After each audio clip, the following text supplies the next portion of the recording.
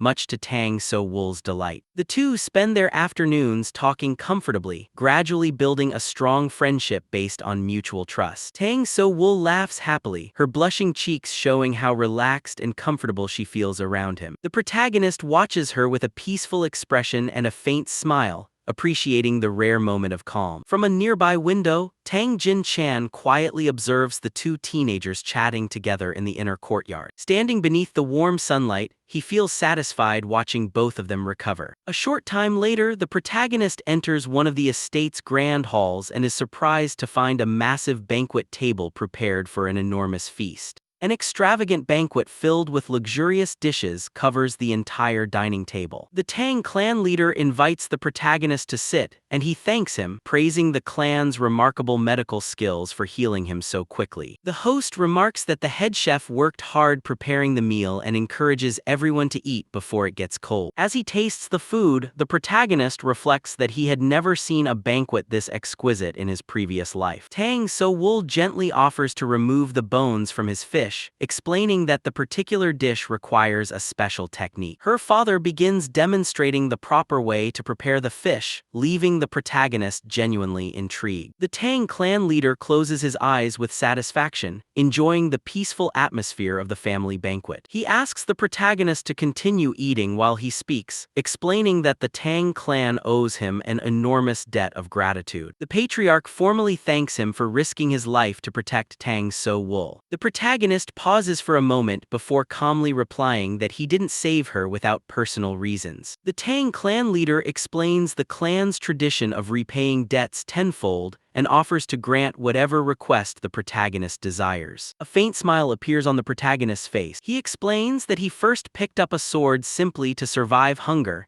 and that he never imagined he would one day sit before a table filled with such extraordinary food. The protagonist says that he desires nothing more than the peaceful life he's experiencing now. The Tang clan leader asks whether he truly has no other wishes. Holding his chopsticks, the protagonist quietly reflects that if there is one thing he still longs for, it's simply to continue sharing meals like this with someone special, both now and in the future. Dang So-wol silently listens to his words, deeply touched by their sincerity and simplicity. The Tang clan leader quietly closes his eyes, understanding the young man's true character. He then calls for Dang So-wol's attention, and she immediately responds. To everyone's surprise, the patriarch formally announces that he wants his daughter to become engaged to young master Cheon Hwi. Dang So-wol freezes with her chopsticks still in her hand. Unable to process her father's sudden announcement, her face turns bright red as she stammers in embarrassment. Overwhelmed by the unexpected proposal, she protests that everything is happening far too suddenly. She also complains that the protagonist is calmly continuing to eat as if nothing unusual is happening. Her father asks her to calm down and explains that he simply wants to make the engagement official so the protagonist can become part of the family, since he already expressed his desire to have one. He adds that the young man is more than qualified. Dang So-wol argues that becoming family doesn't necessarily mean marriage and insists they should first understand his true intention. The protagonist calmly interrupts, saying he has already made those intentions perfectly clear. He states that no man would risk so much for someone he doesn't care about before asking whether she dislikes him. Caught completely off guard, Dang So-wol blushes even more. She hurriedly stammers that it isn't like that at all. Both the protagonist and her father quietly watch her reaction. Seeing his daughter's flustered expression, the Tang clan leader closes his eyes with a faint smile of satisfaction. He gently reassures her that the proposal isn't only for the protagonist's sake, but is also meant to secure her future. He explains that while her rare poison spirit body is a blessing to the Tang clan,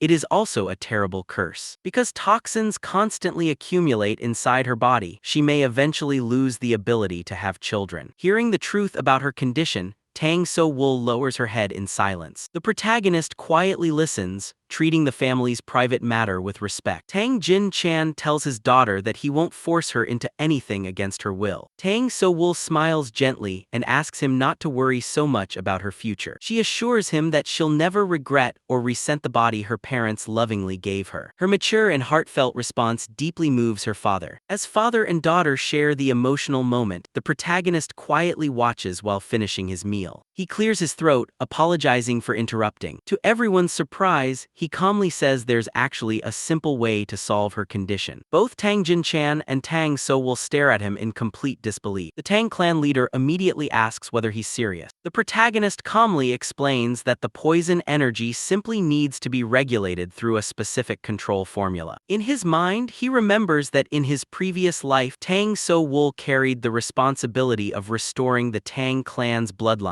after its destruction. It was because of that burden that she devoted herself to researching poison arts and eventually shared her findings with him. The protagonist recalls her warm smile as she taught him the poison control method. With complete confidence, he recites the secret poison control formula before the two members of the Tang clan. Tang Jin-chan is left speechless, staring at the protagonist in utter disbelief. A cold sweat runs down his face as he realizes the incredible depth and precision of a technique that should never never be known by an outsider, let alone someone so young. Silence fills the grand dining hall as the patriarch struggles to process what he has just heard. After taking a deep breath, Tang Jin-chan adopts a solemn expression before addressing young Master Cheon Hwi once again. Tang Jin-chan reminds the protagonist that he is the leader of the Tang clan. The protagonist calmly replies that he knows that very well. Tang Jin-chan explains that there are very few things in the world beyond his abilities, especially when it comes to poison arts and hidden weapons. Even so, he sorrowfully admits that he was powerless to cure his own daughter's condition. The patriarch declares that he now owes the protagonist an even greater debt, confessing that he doesn't know how he could ever repay him. The protagonist downplays his contribution, saying he merely passed along something he learned from someone else and that it shouldn't be considered a favor. He gives Dang So-wol a faint smile and tells her she can finally stop worrying, quietly thinking to himself that this was never about earning a favor or creating a debt. Dang So-wol smiles back with blushing cheeks, silently grateful for everything the mysterious young man has done for her. The clear blue sky above the Tang clan estate symbolizes a bright new beginning for everyone. Tang Jin-chan stands and announces that the meal is over, but says he still has one important matter to discuss. He asks Dang So-wol to leave first because he wishes to speak privately with young Master Cheon Hwi. Dang So-wol happily agrees, waves goodbye to the protagonist, and tells him she'll see him later. The protagonist calmly returns the farewell, smiling as he watches her leave. From behind, Tang Jin-chan quietly observes him with a thoughtful expression. Once they're alone, the protagonist asks what he wishes to discuss. Tang Jin-chan admits that asking about someone's past is impolite, but says there's something he needs to know. He then asks the protagonist a direct question. Does he have any connection to the feared heavenly killer star? Silence fills the room as Tang Jin-chan carefully watches the protagonist's reaction. The protagonist remains calm despite the sensitive question. He quietly reflects on the weight carried by the name Heavenly Killer Star. He fully understands why Tang Jin-chan is so concerned. Those born under the Heavenly Killer Star possess talent comparable to someone with the Heavenly Martial Constitution, but they can never truly control their killing intent. Even knowing this curse, they're destined to spend their lives trapped in endless bloodshed. The protagonist calmly takes a sip of tea while reflecting on that tragic fate. Tang Jin-chan clarifies that he isn't accusing him of anything. The protagonist replies that he understands why people fear such destructive power. He then asks directly whether Tang Jin-chan wants to know if he inherited the forbidden martial art associated with the Heavenly Killer Star. The patriarch confirms that's exactly what he wants to know. Lowering his gaze, he anxiously waits for the protagonist's answer. He explains that the protagonist's killing intent is denser than anything he's ever witnessed, surpassing even the most dangerous experts of the demonic faction. Tang Jin-chan admits he was amazed to see the protagonist regain control of that killing intent after hearing Dang So-wol's voice. Even so, he warns that losing control even once could prove fatal. The patriarch sighs and explains that this concern is precisely why he wishes to make the protagonist an offer. He offers to share the Tang clan's secret cultivation techniques and spiritual elixirs if the protagonist agrees to abandon that dangerous martial art. The protagonist carefully listens to the generous proposal before politely declining. Surprised, Tang Jin-chan asks why. With a gentle smile, the protagonist explains that he would rather climb the steep mountain he built with his own hands than take a shortcut offered by someone else. He adds that even if he stumbles along the way, he'll be content as long as someone important walks beside him. His answer surprises Tang Jin-chan with its maturity. The patriarch smiles with satisfaction, saying he now fully understands the young man's conviction. Curious, he praises the remarkable technique the protagonist demonstrated and asks who taught it to him. The protagonist avoids the question, simply saying he experienced a miraculous encounter. Tang Jin-chan realizes there are secrets the young man cannot reveal. The protagonist promises that one day he'll tell him the entire truth. Accepting that answer, Tang Jin-chan tells him to get some rest. The protagonist politely stands, thanks him, and takes his leave. As he reaches the doorway, he unexpectedly says goodbye while respectfully addressing Tang Jin-chan as father-in-law. The protagonist leaves with a faint smile, completely changing the atmosphere in the room. Tang Jin-chan freezes in disbelief before breaking into a nervous sweat at the bold title. He loudly protests that he's not ready to be called that yet. Pretending not to hear him, the protagonist cheerfully repeats father-in-law from farther down the hallway. The following day, peace returns to the grand Sichuan Tang Clan beneath a bright morning sky. Dang So-wol arrives outside the protagonist's room, neatly dressed, and cheerfully calls out that the sun is already high and it's time for him to wake up. The protagonist slides the door open, still half asleep, blinking slowly with messy hair. Dang So-wol complains that she spent so much time dressing nicely, only to be greeted by her fiancé looking sleepy and covered with morning eye crust. The protagonist blinks in confusion, still trying to process her energetic complaints. Teasing her, he says she accepted the engagement surprisingly quickly. Dang So-wol immediately argues that he was the one who confessed first. The protagonist casually replies that he only did so because he genuinely likes her, then asks why she's dressed so elegantly. Pouting at his teasing, Dang So-wol crosses her arms before shoving him back into the room. She orders him to wash his face and get dressed immediately, while the protagonist asks her to stop pushing him. Shortly afterward, the two leave the Tang clan estate to explore the bustling streets of Sichuan province. The lively marketplace is filled with people walking beneath colorful traditional umbrellas. Dang So-wol excitedly points down the street, happily announcing the start of their tour around Sichuan. The protagonist finds her enthusiasm over a simple walk amusing, though he admits he was secretly looking forward to it as well. Dang So-wol explains that since he'll become the Tang clan's future son-in-law, it's important for him to become familiar with the place that will soon be his home. The protagonist watches her with a gentle smile, unable to resist her contagious excitement. He quietly reflects that, before his regression, the heavenly demon had destroyed all of Sichuan, making this the first time he's ever seen the province thriving. Dang So-wol cheerfully greets a local vendor, who is pleasantly surprised to see her. The merchant says he heard she had left on a journey and is surprised that she returned so quickly, leaving her slightly embarrassed. When he asks about the young man beside her, Dang So-wol proudly introduces the protagonist as her fiancé. The announcement leaves the merchant completely stunned, nearly causing him to drop everything he is carrying. The man blurts out in shock, and Dang So-wol teasingly asks whether such a dramatic reaction was really necessary. She then tells the protagonist not to just stand there and to properly greet the merchant. With a calm, respectful expression, the protagonist bows politely and introduces himself as Cheon Hwi. The merchant jokingly complains that simply lowering his head a little doesn't count as a proper bow. Dang So-wol quickly comes to his defense, while the protagonist admits he isn't accustomed to bowing deeply. Dang So-wol asks whether he'll be alright once news of their engagement spreads throughout the province. Cheon Hwi calmly replies that he intentionally made the announcement because he wanted the rumors to spread. Seeing his slightly embarrassed expression, Dang So-wol laughs and says she'll guess what's on his mind. She teasingly asks whether he has an inferiority complex about not being married yet or whether he's simply worried about rumors. The protagonist jokes that she should open a fortune-telling stand. Dang So-wol smiles and tells him he has unusually low self-esteem. She reminds him not to worry about what others think but instead remember everything he's already accomplished. She recalls that he risked his life to save someone who was once a complete stranger and later turned down wealth and rewards simply to ask for her hand in marriage. With a warm smile, Dang So-wol admits that the entire experience made her feel like the heroine of a beautiful romance. She tells him not to feel anxious because, after having her life saved by him, it would be impossible for her feelings not to match his. Standing gracefully beneath drifting flower petals, Dang So-wol proudly shows off the beautiful earrings she's wearing. Looking directly into Cheon Hwi's eyes, she asks with a radiant smile whether they suit her. The protagonist gazes at her, completely captivated,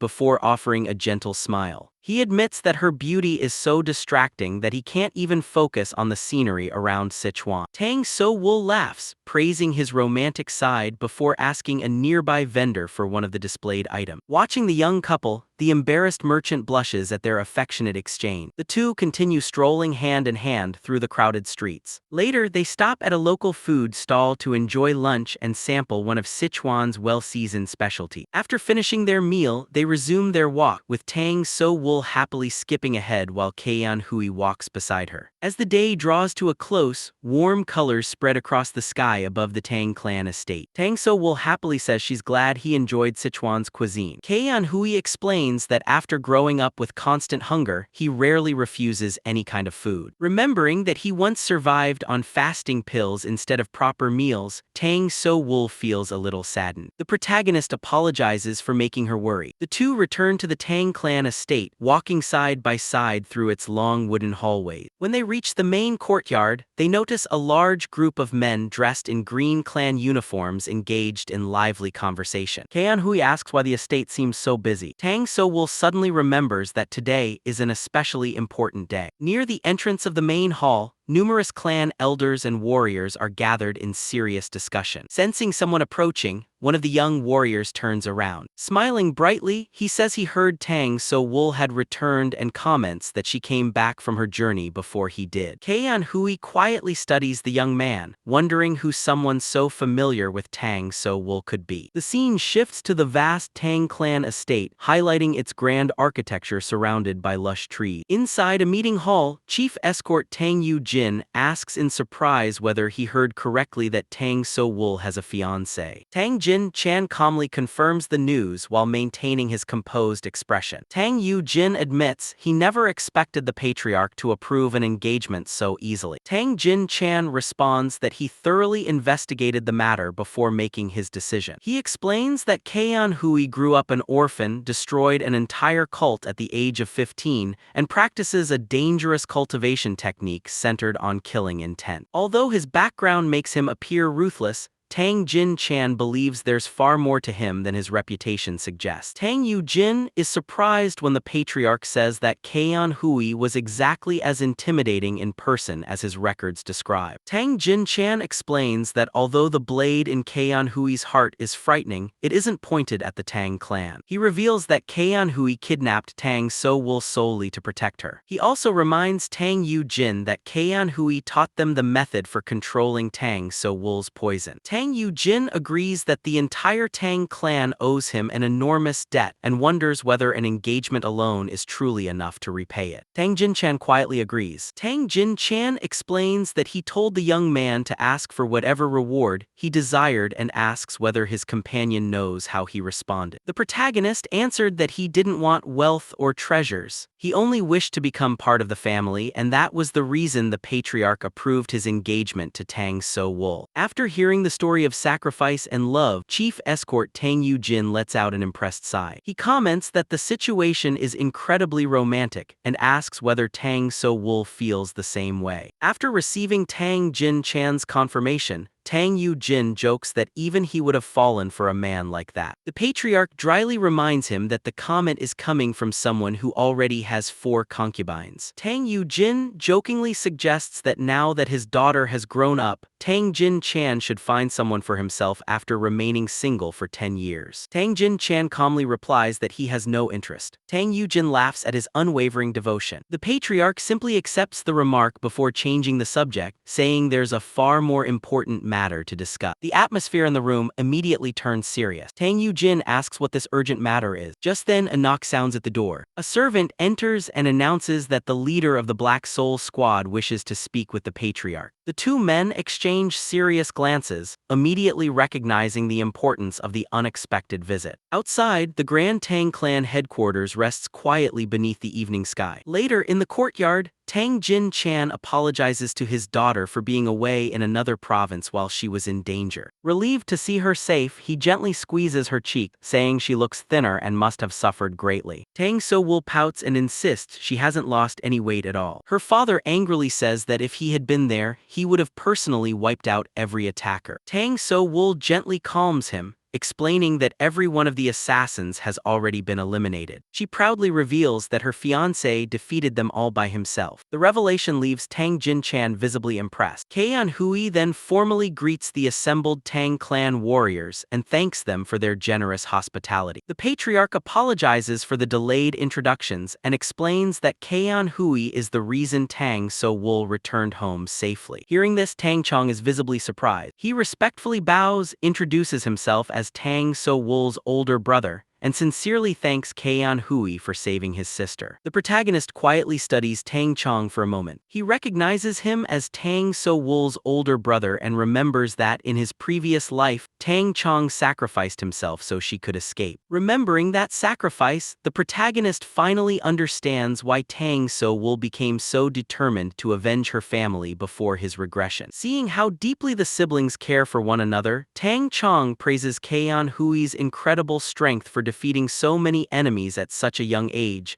and tells him to get plenty of rest before setting out again. Dang So-wol awkwardly tries to interrupt. Confused, Tang Chong asks whether he said something wrong. Tang Jin-chan calmly steps in and explains that they were still discussing an important matter. He tells his son that Cheon Hwi isn't merely an honored guest. He's Dang So-wol's fiancé, and officially the newest member of the Tang Clan family. The shocking announcement leaves Tang Chong completely speechless. After standing frozen for a moment, he stammers in disbelief and asks whether it's really true. Cheon Hwi smiles playfully and says he's looking forward to their future together as brothers. Tang Chong nearly has a breakdown at the remark and Cheon Hui's complete confidence. Searching for reassurance, he desperately looks at his father. Tang Jin-chan calmly confirms that he personally approved the engagement. Tang Chong immediately protests, insisting he can't accept the marriage. He argues that it's unreasonable to approve an engagement with someone they only recently met. Cheon Hwi unintentionally makes things worse by mentioning that he and Dang So-wol spent an entire month living together inside a cave after the kidnap. The comment pushes Tang Chong even closer to despair. Dang So-wol turns bright red with embarrassment and scolds her fiancé for sharing unnecessary detail. Meanwhile, Tang Chong nearly faints from the shock. He tearfully recalls the days when his little sister used to wait for him to bring her sweet. Dang So-wol rolls her eyes and asks how many years ago that was. She reminds him that she stopped doing that after turning 12. Tang Jin-chan clears his throat, bringing everyone's attention back to him. He firmly orders them to end the argument, saying there are much more important matters to discuss. He suggests moving inside the temple because the courtyard is far too open for confidential conversation. The group gathers in a quiet meeting room within the estate. Getting straight to the point, Tang Jin-chan reveals that they have discovered the demonic cult was the true mastermind behind the attack on Dang So-wol. The revelation shocks both Cheon Hwi and Dang So-wol, instantly changing the atmosphere. Cheon Hwi is particularly confused because, before his regression, the incident was resolved without any connection to the demonic cult. Tang Jin-chan explains that intelligence confirmed the demonic cult is operating in Guangdong. The information came from the Hao clan, allowing them to prepare before suffering even greater losses in the future. Tang Chong immediately demands that they head to Guangdong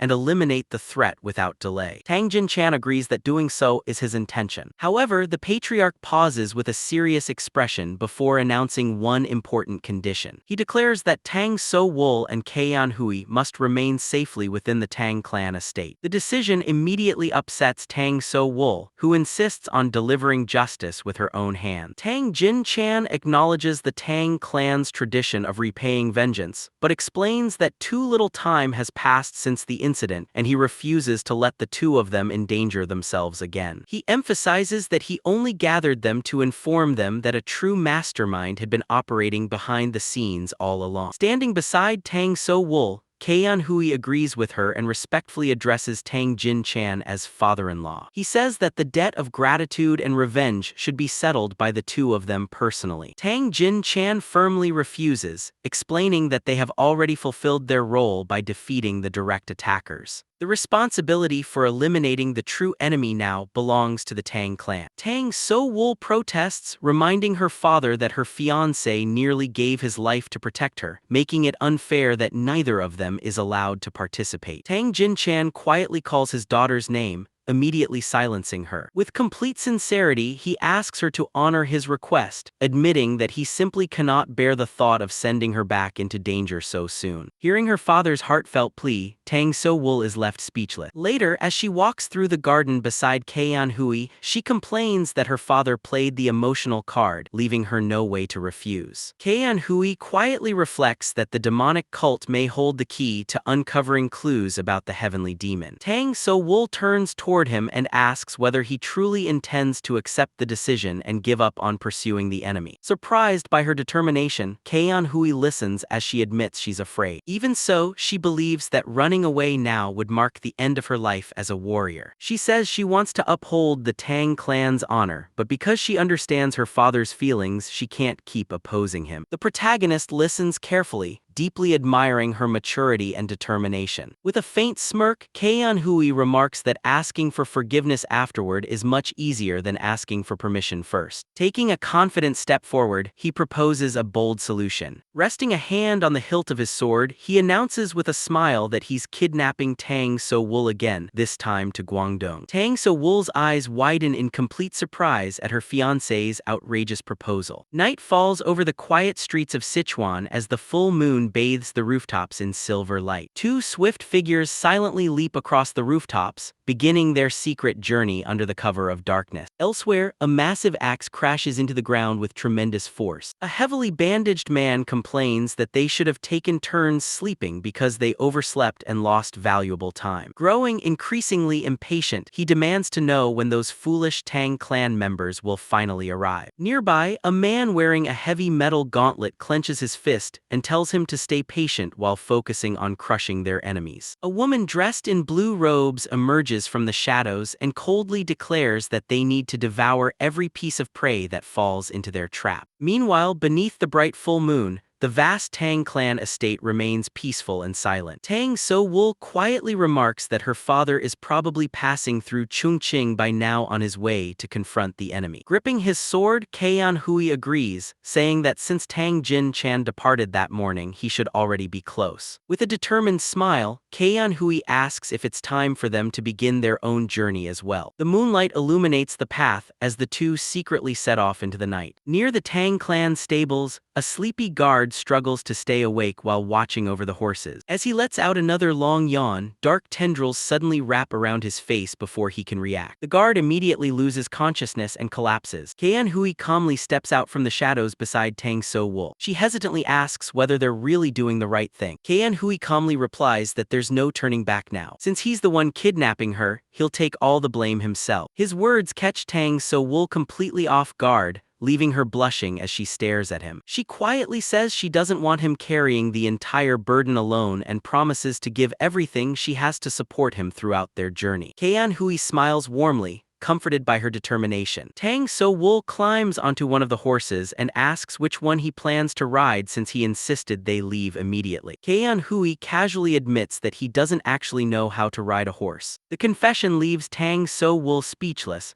wondering why they stole horses in the first place. He explains that they still need a horse to travel quickly and suggests riding behind her instead. She looks at him in disbelief and asks who's really kidnapping whom. Cheon Hwi quietly reflects that before his regression, horses were far too expensive for him to own, and by the time he could finally afford one, he had already become fast enough to outrun them. Having no better option, Dang So-wol tells him to hurry up and get on. After politely excusing himself, Cheon Hwi nimbly climbs onto the horse behind her. Their sudden closeness makes Dang So-wol's heart race, and her face quickly turns bright red. She glances back suspiciously and asks whether hugging her from behind was his plan all along. Cheon Hwi simply smiles and asks whether she has a problem with it. Dang So-wol jokingly calls Cheon Hwi pretty smooth. With a playful smile, he asks whether she'd rather he get off the horse instead. The scene shifts to the bustling province of Guangdong, resting quietly beneath the glow of the full moon. The view narrows to the massive fortified headquarters of one of the region's major sects, surrounded by towering dark stone wall. Outside the estate, the synchronized sound of marching footsteps echoes through the forest. A group of black-clad warriors armed with swords advances toward the fortress. Tang Jin-chan asks whether the intelligence is reliable. The informant assures him that he would never lie to the Poison King about the demonic cult. The commander of the Black Soul Squad reports that the estate has already been completely surrounded and requests permission to begin the assault. Tang Jin-chan thanks the Howl clan informant and dismisses him, promising to reward him properly for his service. With a cold, unwavering gaze, the the Tang Clan leader fixes his eyes on the enemy stronghold. He asks the Black Soul Squad commander what kind of man he appeared to be during their long journey from Sichuan to Guangdong. Tang Jin-chan sighs, admitting that being a clan leader is difficult because he must always consider those under his command. He remarks that it would be far easier to walk in alone and destroy everything himself. Although the attack was directed at his daughter, he knows it would be improper for a clan leader to act solely on personal emotions. Standing before the enemy's gates, however, he admits that none of that matters anymore. At this moment, his rage as a father outweighs everything else. The commander silently listens, fully understanding both the patriarch's pain and his resolve. He respectfully bows and assures Tang Jin-chan that the Black Soul Squad will maintain the perimeter so no information about the battle leaks out. Tang Jin-chan thanks him with a slight nod. The focus shifts to the enormous wooden gates of the enemy headquarters. Without warning, a tremendous explosion blasts the gates apart, reducing them to splinters as smoke fills the air. Enemy warriors rush out in panic to investigate the sudden attack. Peering through the smoke, every one of them freezes in horror. A lone figure calmly walks forward through the rubble. The Poison King emerges from the smoke, his eyes burning with murderous intent. The enemy leaders immediately recognize Tang Jin-chan and turn pale with fear. The bandaged man panics, unable to understand why the patriarch has come alone without a single escort. Tang Jin-chan calmly continues forward and declares that appearances no longer matter. Soon, everyone standing before him will become nothing more than poisoned corpses. The bandaged man suddenly groans in pain and desperately scratches at his neck as an unbearable itch spreads across his body. He angrily curses the failed intelligence, saying their only options now are to die while fleeing or face the Poison King head-on. The woman beside him mocks the situation,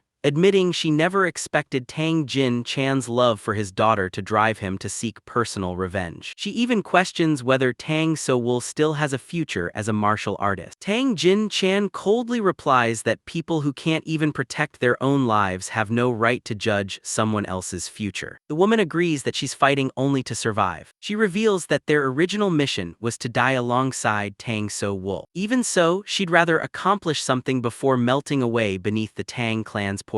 A horde of enemy warriors charges with furious cries, weapons drawn. As they close in, Tang Jin-chan firmly plants his foot on the ground. A dense cloud of green poison erupts around him. The poisonous mist expands instantly like an explosion, engulfing every reckless warrior who approaches. The attackers desperately try to defend themselves, but the poison spreads too quickly. Within moments, it completely consumes them. Their flesh rapidly corrodes until nothing remains but skeletons. One by one, the lifeless skeletons collapse around the patriarch, displaying the terrifying power of the Tang clan's poison techniques. Amid the carnage, a small red bomb with a burning fuse slips from the robe of one of the fallen enemies. Tang Jin-chan immediately senses the danger and realizes the assassins were carrying concealed thunderbomb. An enormous explosion erupts, consuming the courtyard in flames and thick black smoke. The blast sends smoke rolling across the battlefield. To avoid the explosion, Tang Jin-chan leaps high into the air above the ruined courtyard. Looking down at the destruction with cold contempt, he mutters that the enemies are far more cunning than expected. Using the smoke as cover, the two enemy leaders desperately attempt to escape. They smash through a wooden wall with brute force, carving out an escape route. Members of the Black Soul Squad immediately notice them and shout orders to kill the fugitive. Tang clan warriors rush to intercept them, but the fleeing enemies violently strike back in desperation. The bandaged man curses the situation. His companion tells him to stop complaining and focus entirely on surviving. She fixes her full attention on escaping, her eyes sharp with determination. Suddenly, one of them steps into a pool of fresh blood covering the stone floor. Both fugitives immediately come to a halt. An overwhelming presence appears before them. Frozen with terror, they slowly look up. Their eyes widen in absolute horror as they realize they aren't escaping their fate after all. From high above the battlefield, a mysterious figure descends with a drawn sword,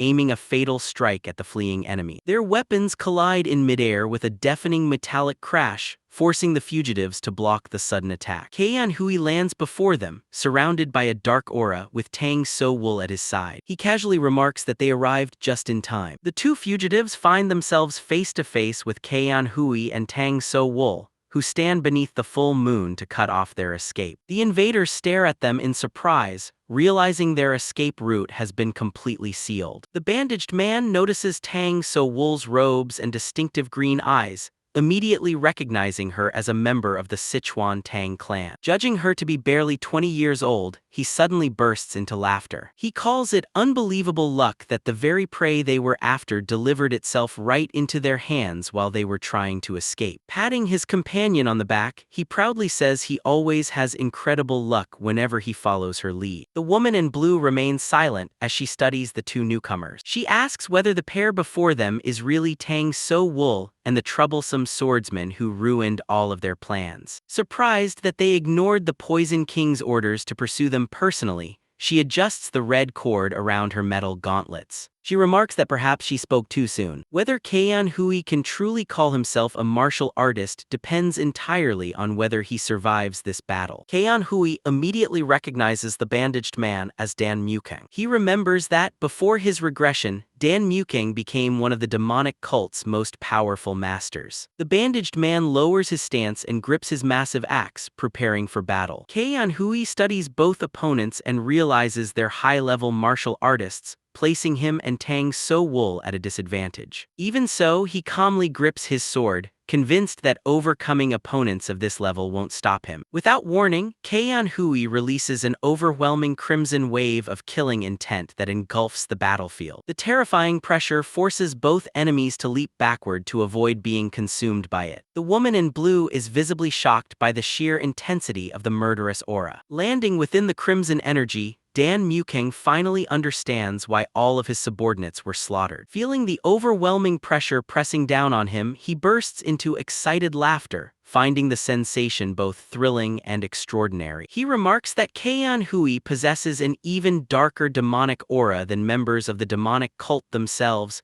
and proposes they join forces instead of fighting. Cheon Hwi immediately refuses. He declares that he's the Tang clan's future son-in-law, an orthodox martial artist, and already has a fiancée, so he has absolutely no interest in men. Dan Mukang laughs loudly at the response while tightening his grip on his axe. He sarcastically says that if someone like Cheon Hwi belongs to the orthodox faction, then he must be the leader of the Murim alliance. With that, he charges straight at him. At the same moment, Dang So-wol folds her arms and activates one of her poison techniques. A massive cloud of dense green poison erupts, rapidly spreading across the battlefield. Dan Mukang widens his eyes as the deadly poison rushes toward him. Swinging his massive axe, he generates powerful gusts of wind that disperse the poisonous mist while continuing his charge. Cheon Hwi instantly moves to intercept him, meeting the assault with a clean sword strike. At the same time, the woman in blue slams her metal gauntlet into the ground. The impact shatters the stone floor, throwing up a wall of debris and dust that briefly separates the battlefield. Using the rubble as a foothold, Dan Mukang leaps into the air before bringing his axe crashing down at Cheon Hwi. As the two men exchange rapid blows, Dang So-wol skillfully retreats to create distance. The woman in blue suddenly notices something flying toward her face at incredible speed. Reacting instantly, she raises her metal gauntlet and deflects the poisonous projectile. Remaining at a safe distance, Dang So-wol continuously controls the battle with relentless hidden attack. The woman in blue grows increasingly frustrated, realizing the pair is far more troublesome than she expected. At that moment, Tang Clan guards finally arrive and immediately recognize the fleeing enemies. They also spot Dang So-wol and Cheon Hwi battling the two demonic cult warriors. The guards rush forward and offer to assist. Dang So-wol immediately orders them to stay back. She explains that her poison techniques aren't precise enough to spare allies during the battle and warns them not to interfere for their own safety. The Tang Clan warriors hesitate, reluctantly obeying her command. With no one else interfering, the fierce battle between the two pairs resumes amid swirling dust and poisonous mist. During the fight, Cheon Hwi spits out a small green bead he had been holding inside his mouth. Without taking his eyes off the enemy, he wipes the corner of his lips while keeping his black sword ready. Embarrassed, Dang So-wol warns him that even a high-grade poison-resistant bead won't completely withstand her poison. Meanwhile, both enemies begin coughing as the toxins gradually affect them. Growing irritated by Dang So-wol's relentless poisonous attacks, the woman in blue realizes Cheon Hwi has become an enormous obstacle. Every time they attempt to attack Dang So-wol directly, he immediately intercepts them. She proposes focusing all of their attacks on Cheon Hwi before the Poison King catches up. Dan Muking grumbles that it won't be that simple. He admits that the young swordsman's skill is exceptional and that his defense leaves almost no opening, making him an incredibly troublesome opponent. Despite the challenge, Dan Muking grins, believing the protagonist's killing intent is nothing extraordinary for someone of his level. Cheon Hwi calmly watches his opponent, remembering exactly why Dan Muking became such a feared figure in the demonic cult. He realizes that his fear paralysis technique is useless against someone like Dan Muking, who fights like a rabid beast without the slightest hesitation. Without wasting another moment, the two enemies charge together at incredible speed, perfectly coordinating their assault. Dang So-wol immediately releases another wave of poisonous green mist in an attempt to halt their advance. The woman in blue clenches her fist with tremendous force before unleashing a devastating punch. The pressure generated by the strike tears straight through the poisonous cloud. Without slowing down, the two enemies burst through the opening. Dang So-wol is stunned to see her poison dispersed by nothing more than raw wind pressure. The violent clash shakes the battlefield, sending massive rocks flying and cracking the ground beneath their feet. Alarmed by the intensity of the battle, Dang So-wol cries out her fiancé's name. Amid the dust and destruction, Cheon Hwi emerges with crimson eyes glowing intensely as he draws upon his power. Another violent collision follows, erupting into an explosion of crimson and dark energy that illuminates the entire courtyard. Feeling the overwhelming force behind Cheon Hwi's strike, the woman in blue is blasted backward, groaning in pain. Before Cheon Hwi can press the advantage, Dan Muking suddenly appears behind him with his massive axe. Declaring that such an attack won't defeat him, he swings down with full force. Remaining perfectly calm, Cheon Hwi raises his black sword to meet the blow. Sword and axe collide with a thunderous impact, sending sparks flying through the smoke-filled battlefield. The young swordsman nimbly evades Dan Muking's relentless follow-up attacks before answering with a series of swift, precise slashes. Dan Muking widens his eyes, unable to understand how the young swordsman keeps predicting every one of his movements. After another furious exchange, both fighters land and face one another once again in the shattered courtyard. Growing increasingly frustrated, Dan Muking continues attacking with all his strength, yet every strike fails to connect. He suddenly realizes that Cheon Hwi deliberately stays at point-blank range. Instead of striking the blade itself, Cheon Hwi repeatedly attacks the axe's handle, conserving his own strength while disrupting his opponent's movement. Furious, Dan Muking lets out a savage roar and unleashes a powerful horizontal slash aimed at Cheon Hwi's neck. Cheon Hwi moves to block it, but the axe still grazes the left side of his chest. Blood spills across his torn black robes. Seeing the wound, Dan Muking grins confidently beneath his bandages. However, he quickly notices that the injury is only superficial. Even while bleeding, Cheon Hwi calmly raises his sword again without showing the slightest concern. His composure catches Dan Muking completely off guard. Cheon Hwi calmly remarks that even without relying on killing intent, Dan Muking is no match for him in pure swordsmanship. After all, he already defeated him the exact same way once before. In one swift movement almost too fast to see, Cheon Hwi's blade slices cleanly across Dan Muking's body. The bandaged warrior collapses to the ground, coughing blood. The woman in blue freezes in complete disbelief. Consumed by rage, she curses Cheon Hwi for destroying all of their plans. An instant later, she too is struck by a relentless attack that leaves her bleeding within the poisonous mist. Dang So-wol's poison rapidly spreads through her body, causing her veins to bulge as unbearable pain overwhelms her. Moments later, both enemies collapse onto the ground, completely defeated. As silence settles over the battlefield, Dang So-wol steps down from a nearby rock and teasingly mocks the dramatic speech Cheon Hwi gave before finishing the battle. The Tang clan estate gradually grows quiet beneath the cloud-covered night sky. The two enemy leaders lie motionless in pools of blood,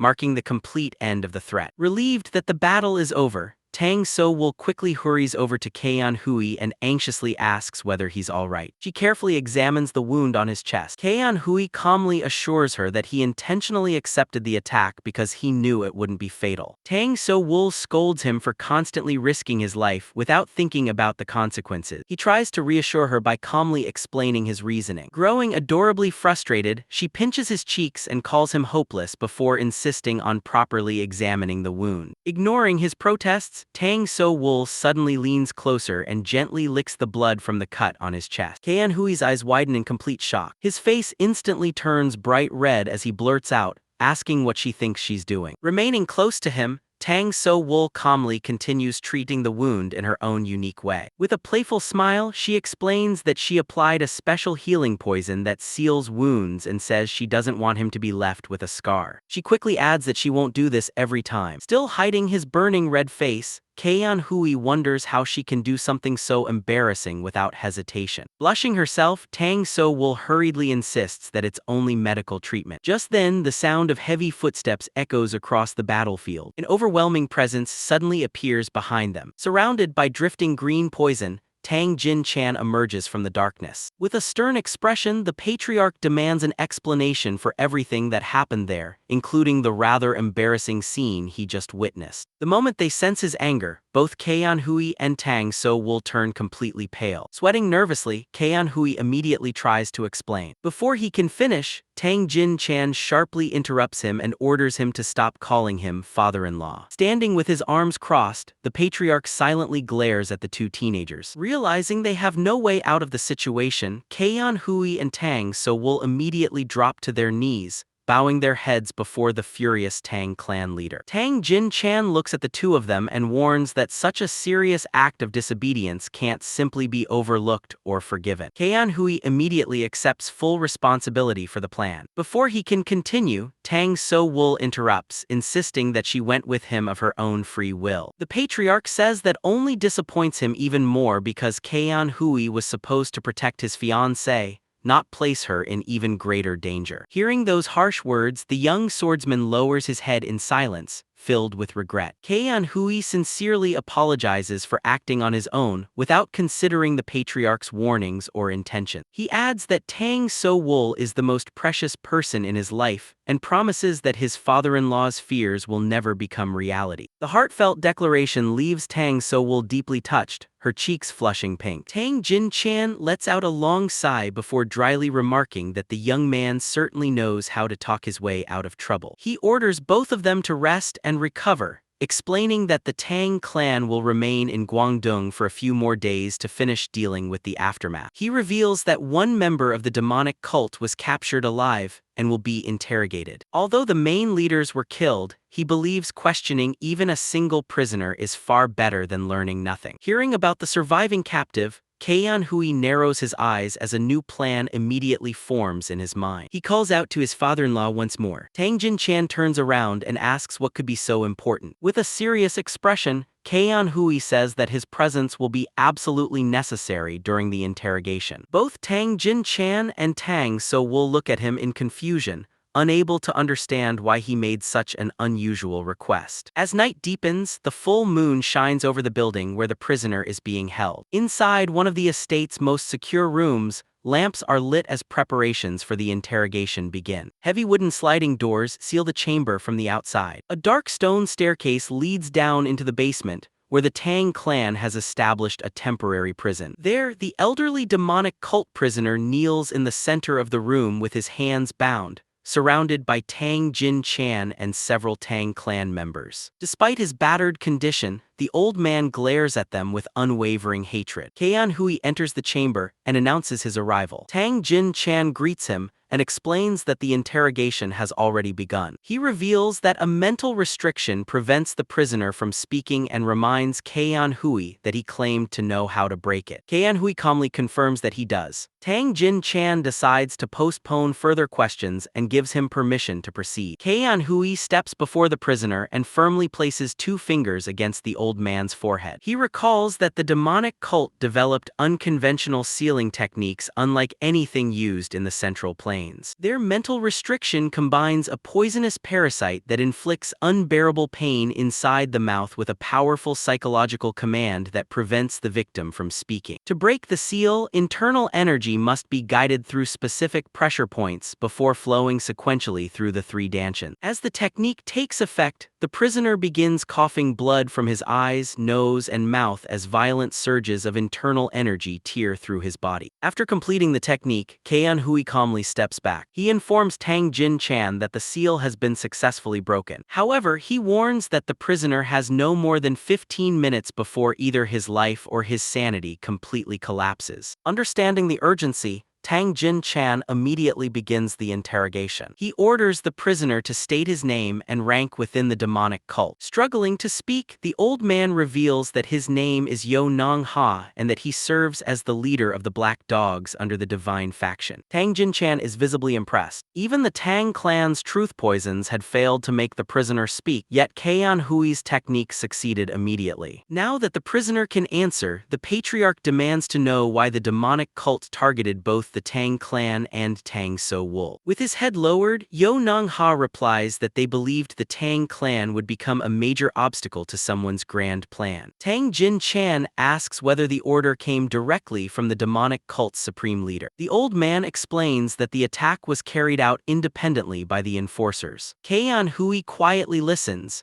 carefully comparing every word with the memories from his previous life. Tang Jin-chan presses further, demanding to know the true purpose of this mysterious plan. A strange, blood-stained smile spreads across the prisoner's face. He finally reveals the horrifying truth. The demonic cult's ultimate objective is the complete destruction of Murim, turning the entire world into a feast of blood and revenge. Tang Jin-chan lets out a heavy sigh, commenting that the demonic cult's madness is beginning to spread once again. As the revelation sinks in, Cheon Hwi's mind races, already knowing exactly what question he needs to ask next. Cheon Hwi reflects on Sama Rayon, remembering that before his regression she was much thinner and weaker, making her difficult to recognize. He realizes the demonic cult's plans closely resemble those of the heavenly demon, yet subtle differences exist compared to the future he remembers. Interrupting the interrogation, he respectfully asks Tang Jin-chan for permission to ask one final question. The patriarch immediately grants it, curious about what Cheon Hwi wants to know. Stepping closer to the dying prisoner, Cheon Hwi asks what level of cultivation the demonic cult's leader has reached. Barely clinging to life, the old man reveals that the cult's supreme leader has already attained the feared supreme demon realm. Cheon Hwi silently absorbs the answer, fully understanding the weight of that revelation. He realizes that reaching the supreme demon realm means the enemy has already mastered the harmony realm. A heavy silence fills the chamber as the demonic cult secrets continue to unfold. Drops of blood slowly fall onto the wooden floor, signaling the prisoner's final moments. Suddenly, the old man's body goes limp, and his head falls forward. Tang Jin-chan confirms that the prisoner has died, but remarks that they still managed to obtain invaluable information. Cheon Hwi asks what the Tang clan plans to do about the demonic cult. His father-in-law notes that he seems unusually eager to take action. Tang Jin-chan explains that without concrete proof of an organized conspiracy, the only responsible course is to warn the Murim Alliance and advise them to closely monitor the demonic cult. Hearing the cautious decision, Cheon Hwi quietly nods in understanding. Tang Jin-chan studies his son-in-law from the corner of his eye, sensing that the young man is still hiding the source of his extraordinary knowledge. The patriarch then calls for Captain Yam. The Black Soul Squad captain immediately enters the room and answers the summon. Without saying a word, Tang Jin-chan simply gives him a subtle nod. Captain Yam instantly understands the silent order. After respectfully bowing, he leaves the chamber to carry out the mission while Cheon Hwi silently watches him depart. Once the captain is gone, Tang Jin-chan turns back to the young swordsman. He says that he has chosen not to investigate his past, but there is one question he needs answered honestly. He asks how Cheon Hwi knew about the demonic cult's mental restriction,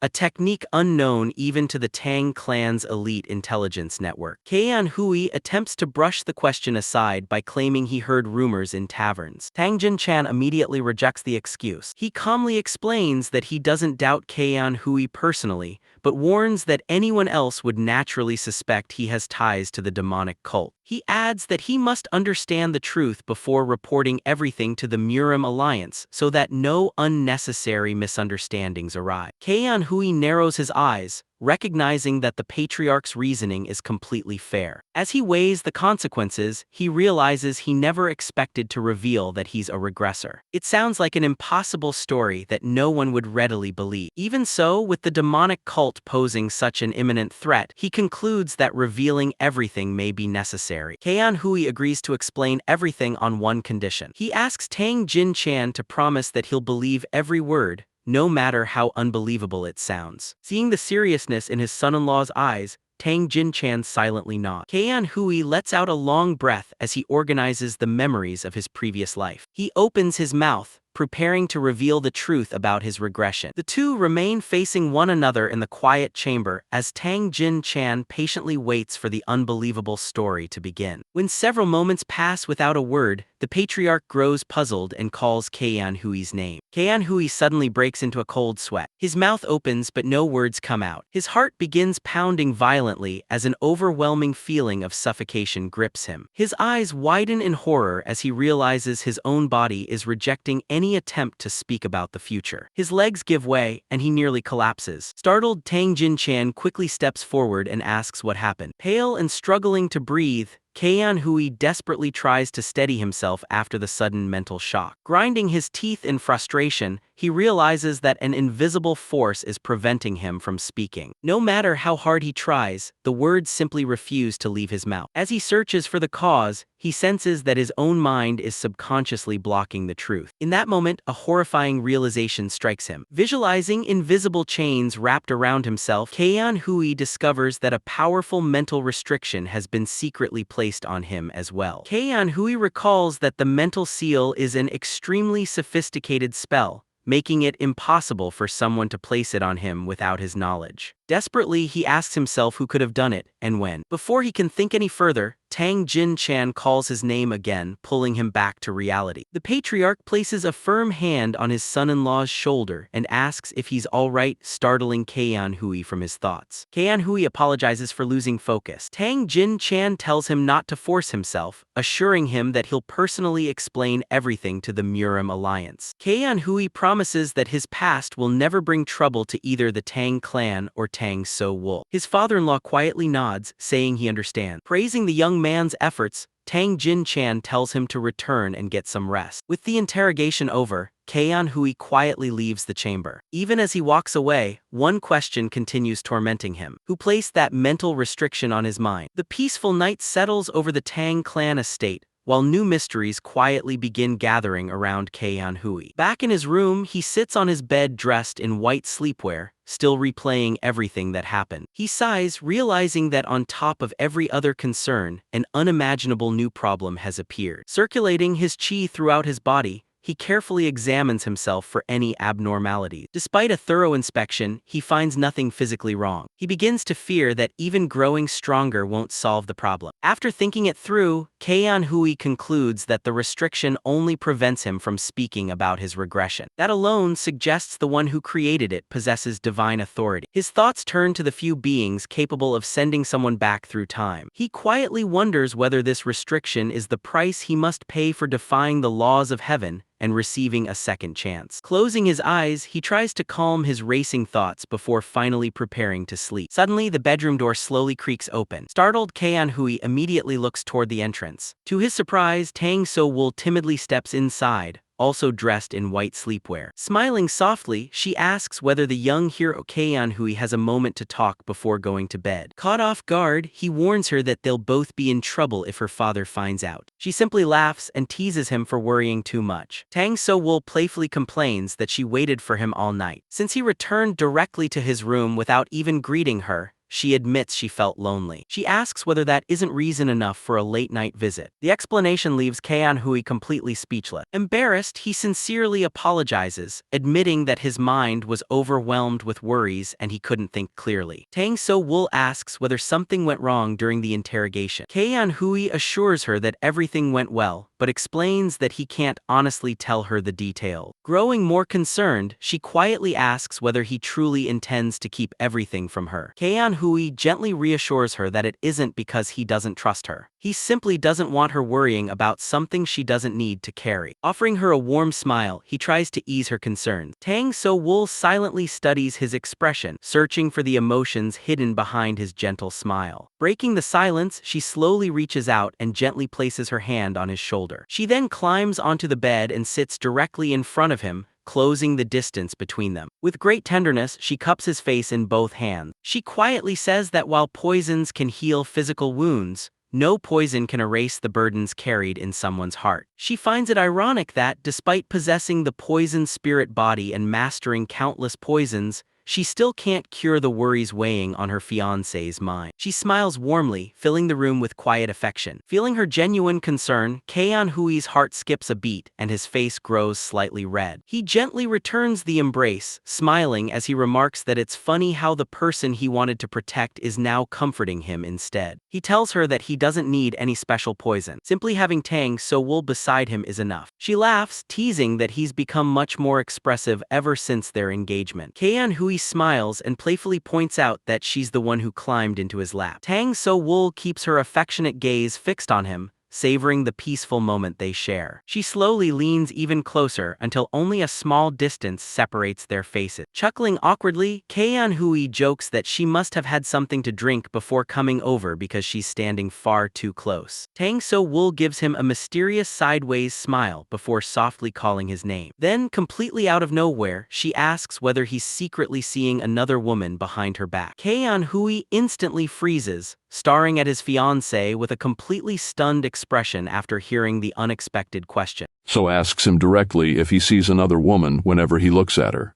Cheon Hwi is caught completely off guard, unable to respond as the restriction seal prevents him from explaining that she is the only woman he has ever cared about, both before and after his regression. Seeing his silence, Dang So-wol pouts and assumes her suspicion is correct. She admits she has sensed something strange between them for a while, especially because he often looks at her with such intense longing. She then confesses that she genuinely likes him, finding him reliable, enjoying everything she has learned from him, and even liking that he is younger than her. She also admits she is very fond of his appearance before asking what he truly thinks of her. She wants to know whether she is merely a replacement for someone from his past. Cheon Hwi reflects on how, after his regression, he initially did see the Tang soul from his previous life in her. But after spending time together, he realizes he is attracted to her for who she is now. He admits he saw someone else in her at first, but firmly tells her that person no longer exists in his eyes.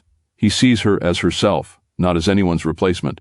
Although he still cannot reveal everything, he assures her it is not because he distrusts her, and asks her to look forward to the future they will share. Dang So-wol blushes, admitting his smooth words have completely melted her resolve.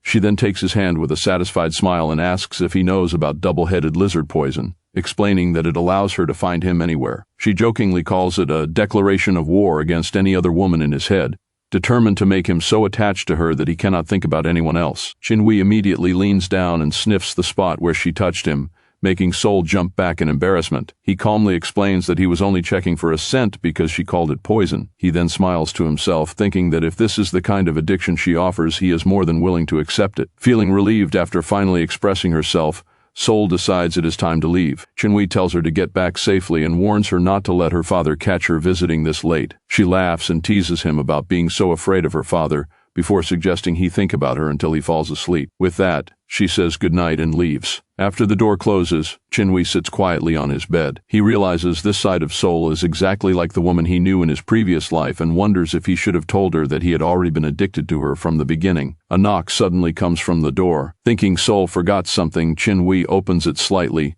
only to freeze when he sees Tang Jin-chan standing in the darkness with a terrifying expression. The clan leader tells him to lock his door at night from now on, warning that he might accidentally walk in himself. He then closes the door, leaving Cheon Hwi sweating as he realizes sleep is no longer an option. The next morning, sunlight spreads across the province as Cheon Hwi walks through the crowded streets of Guangdong. Having visited the city countless times before his regression, he recognizes the surroundings and knows he will return to the Tang Clan the following day. He takes the opportunity to memorize the scenery during what may be his last few hours there. As he walks, he notices the exact spot where a restaurant once stood. In his previous life, the Four Black Alliance used to hold gatherings there. He smiles faintly at the unexpected nostalgia before looking around at the people passing by. Cheon Hwi reflects on how his regression changed both his life and Dang So-wol's. While most other people will still live through the same fate they once had, he realizes that trying to correct every mistake from his previous life would be too greedy.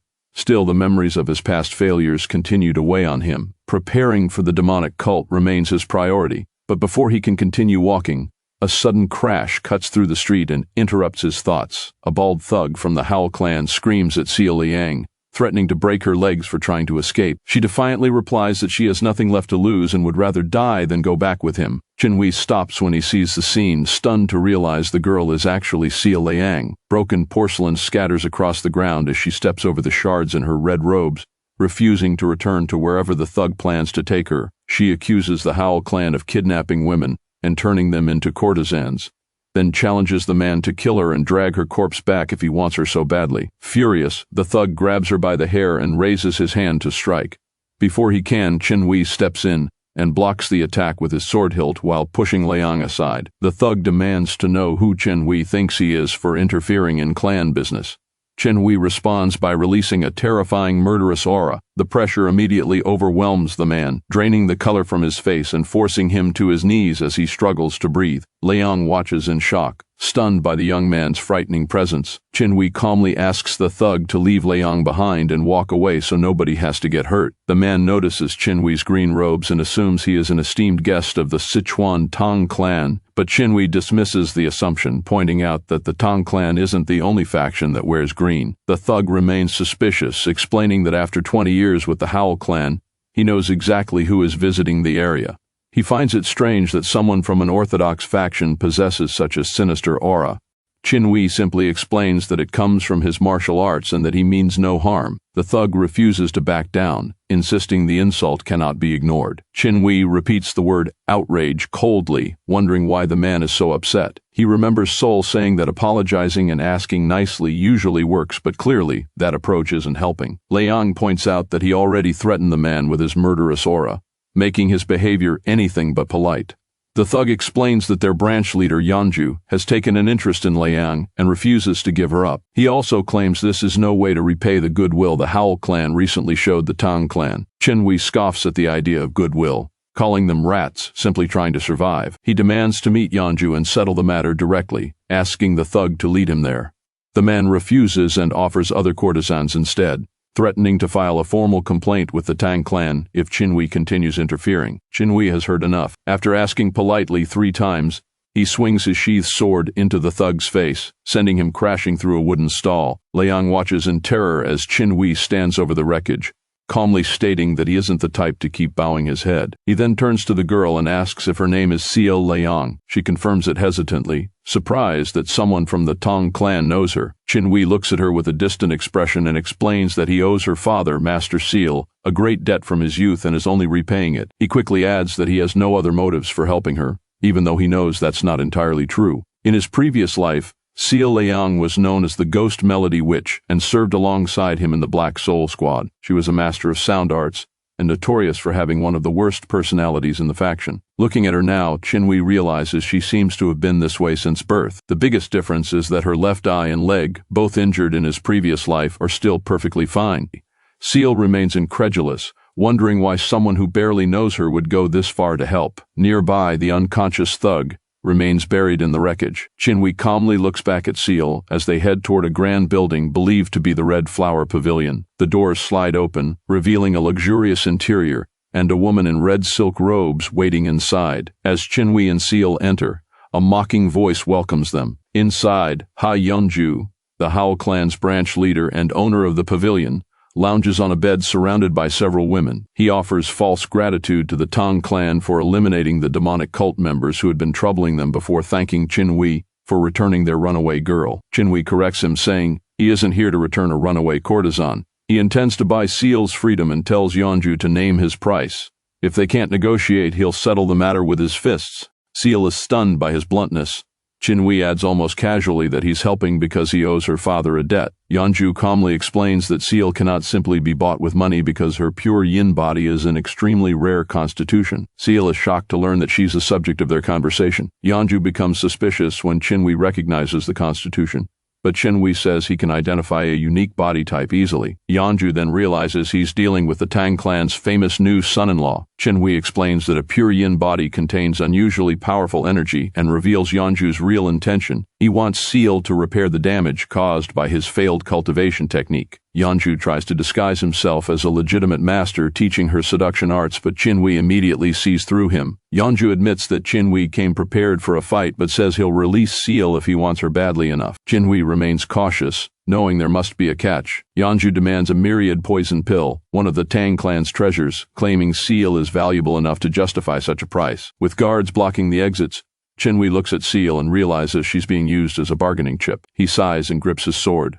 A massive surge of energy floods the room, instantly revealing that Yeonju has underestimated him. Cheon Hwi draws his blade and slams it into the floor, shattering the boards beneath him.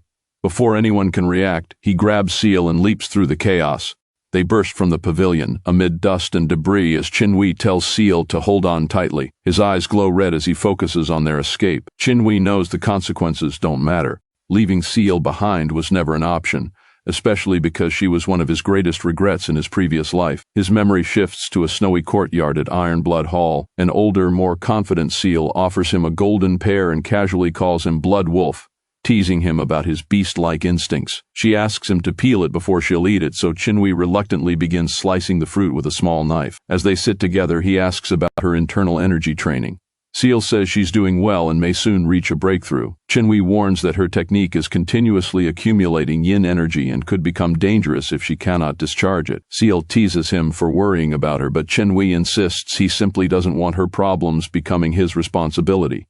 She complains that he never says anything nice. When Seal mentions the simplest way to balance a lack of yang energy, Cheon Hwi understands what she means but knows she'd never choose that path. Seal's expression turns cold as she says she'd rather die than use her body that way again. The untouched fruit remains on the plate as the weight of her past trauma settles over the moment. Later that night, Cheon Hwi sleeps peacefully until he hears someone at the door. A silhouette stands behind the paper screen, and Seal softly asks if he's awake. The door opens, and Cheon Hwi sits up in surprise. Without saying a word, Seal lets her white outer robe slip from her shoulders and fall to the floor. Cheon Hwi stares at her in stunned silence, his hand frozen mid-air. Standing before him in the moonlight, Seal's face is flushed with embarrassment as she waits for his response, having finally chosen life over her pride.